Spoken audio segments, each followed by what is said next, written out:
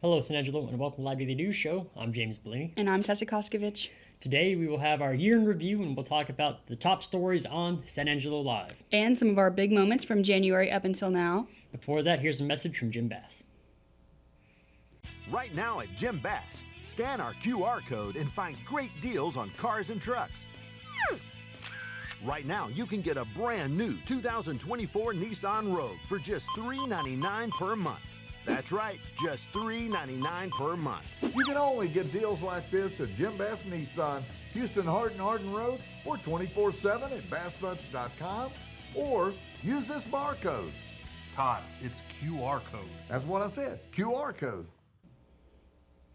Starting our year in review is crime, everyone's favorite. Up first, over the summer, the Montgomery County Sheriff's Office responded to the 3200 block of Lakota Lane in Buffalo Heights for a domestic disturbance. When deputies arrived, they were met with gunfire. The Sheriff's Office contained the scene with help from other agencies, and the gunman, identified as 72-year-old Larry Ballard, was injured and taken into custody. Ballard does have a jury trial set for April 2026. Coming in second was Justin Esquel. I hate you for giving me names like that, James. Sorry. A former coach, notably at Robert Lee, was arrested for sexual assault of a child who was under the age of 14 at the time of the assault.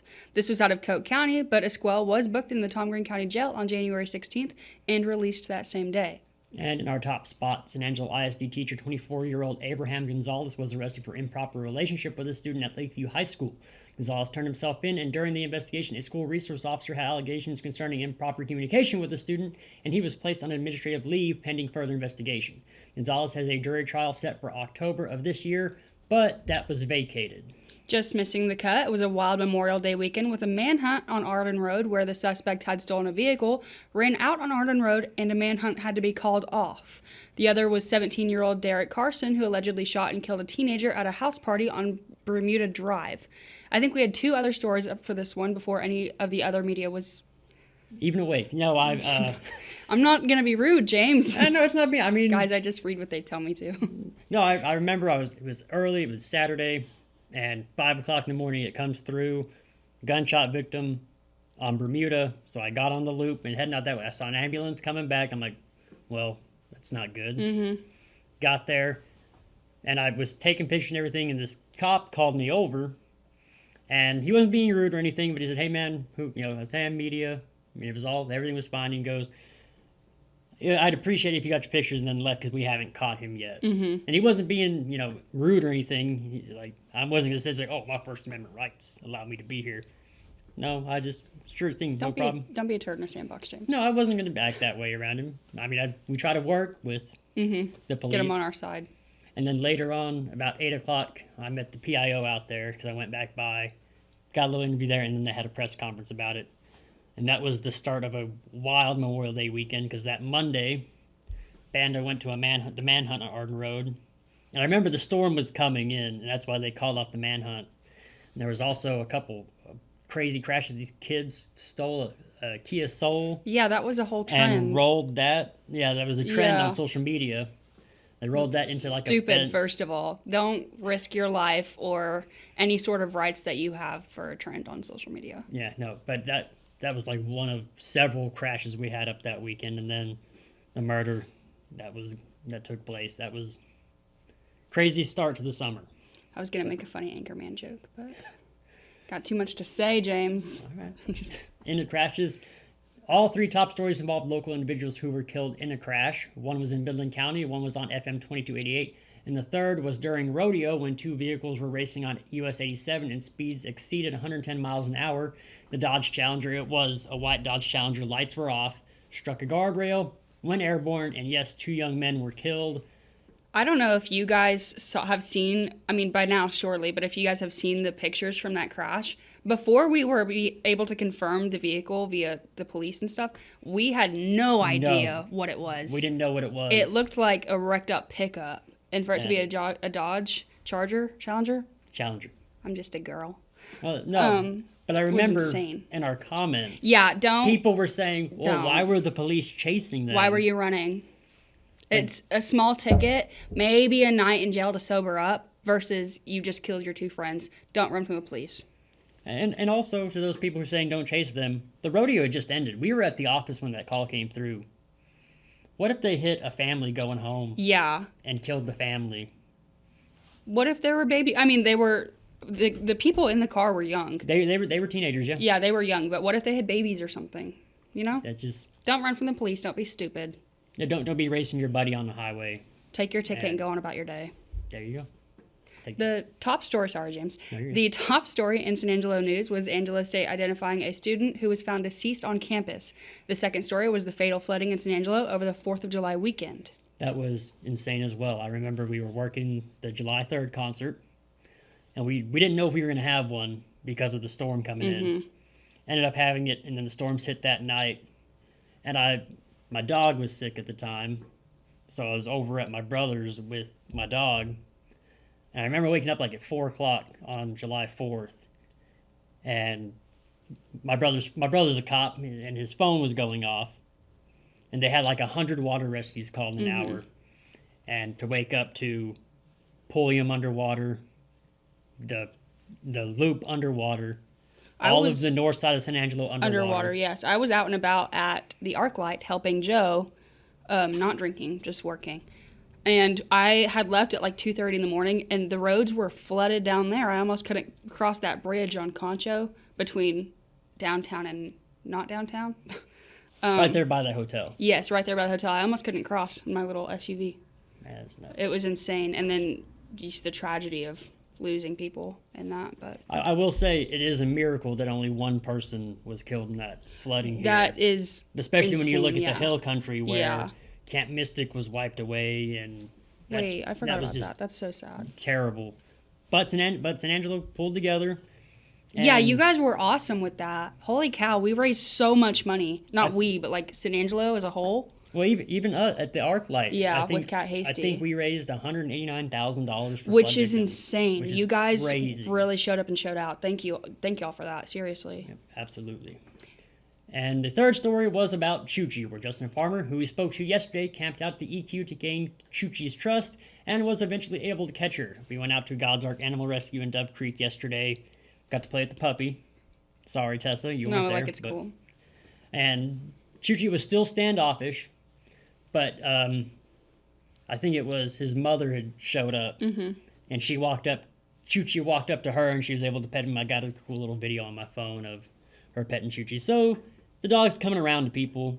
The finally. dogs, they're always good stories whenever something good happens with a dog. And how awesome was it that he came out to gain Chuchi's trust? And that's a dangerous place to camp out. Incredibly. And then I don't know if you guys have ever seen or heard of an account on social media called We Rate Dogs. They do a lot of stuff for the animals around the country. But every week there's like a top 5 or a top 10 dog stories. And it just made me think of Chuchi. It was so cute. That was one of our biggest stories of the year. As it should be. Absolutely.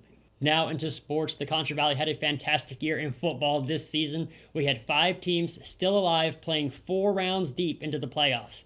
No surprise here, as the top stories were live updates of the Wall Hawks season.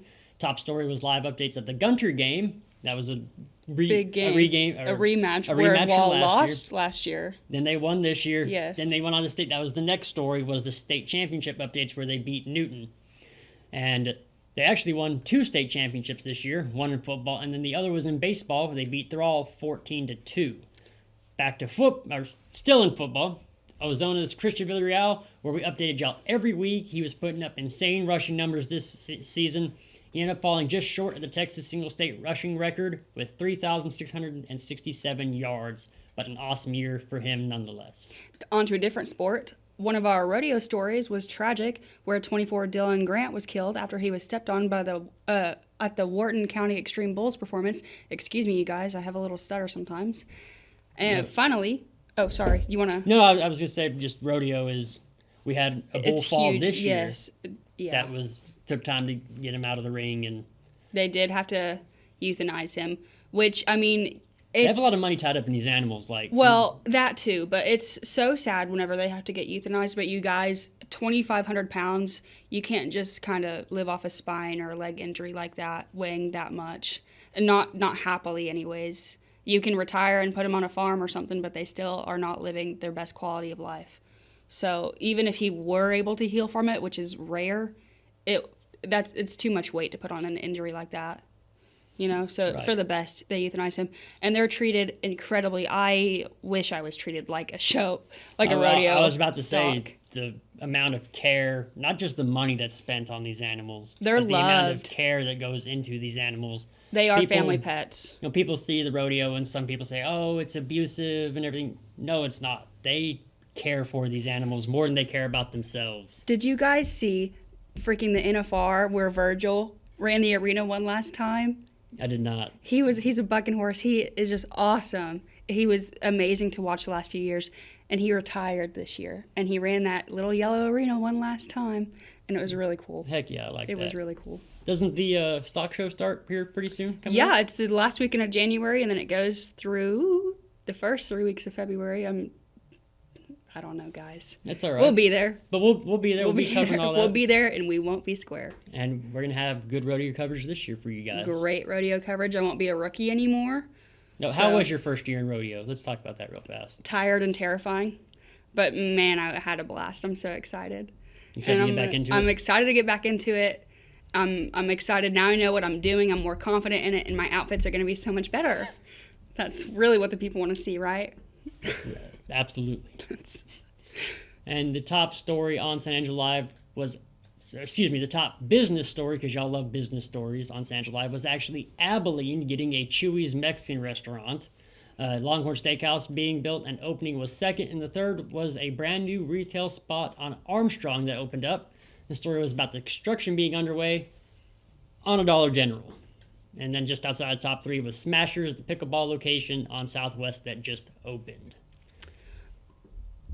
I'm so excited. Abilene has a Chewy's. I haven't been able to go yet, but I don't want to go to Lubbock or Amarillo every time, which I do anyways, I guess. But I don't want to go every time I want some of that jalapeno sauce, you guys. Go ahead.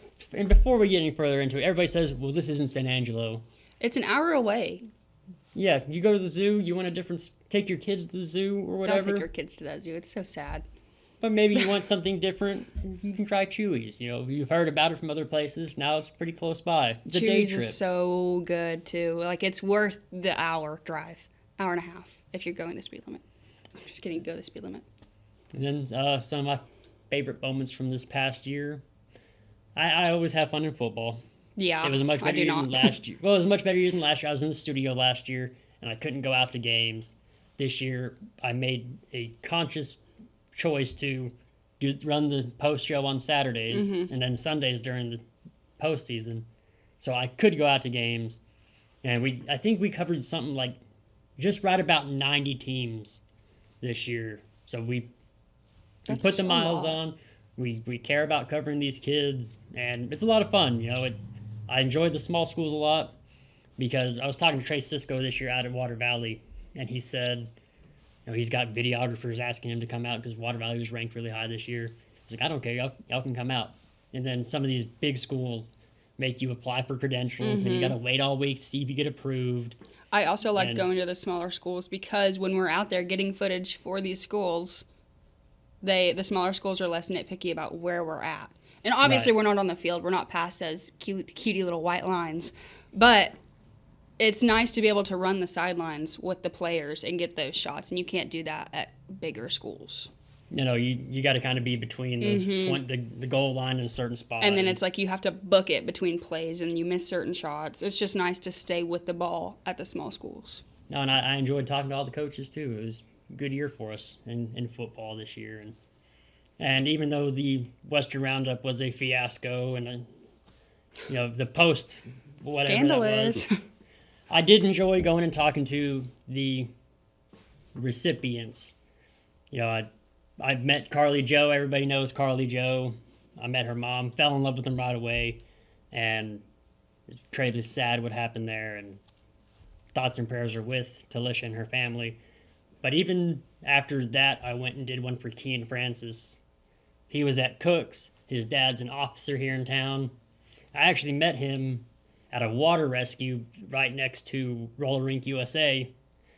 And it was the first time I met him, and he found out my last name was Bouligny. I was John's brother, and great guy there. And then we did one for Natalie Salazar. Their daughters had juvenile Huntington's disease. That And was my first heartbreak on working for this news team.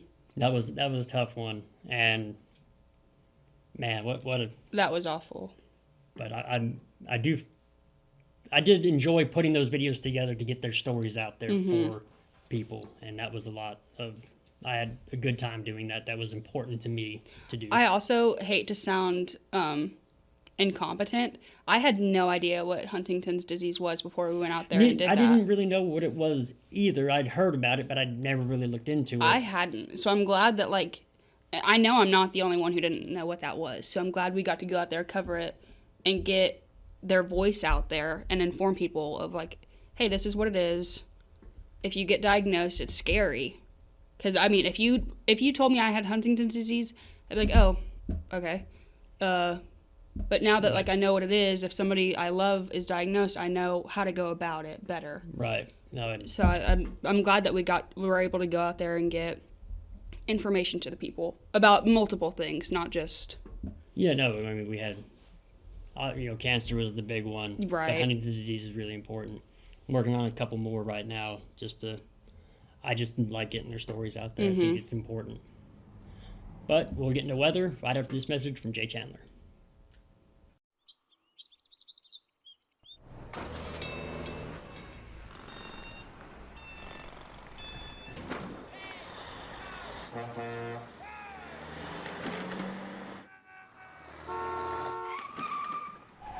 It's hard to believe how reckless some people can be and how hard they fight against real victims. You need a partner who consistently beats the giants and who will never, ever flinch.